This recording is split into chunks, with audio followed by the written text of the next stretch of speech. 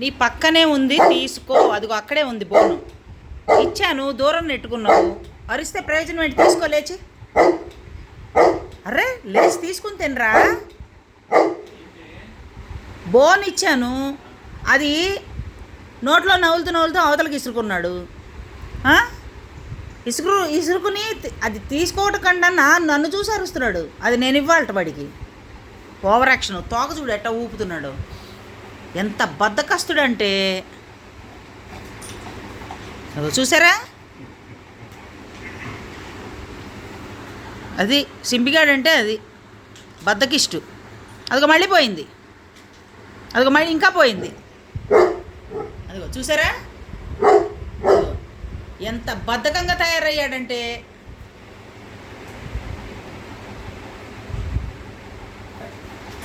అదిగో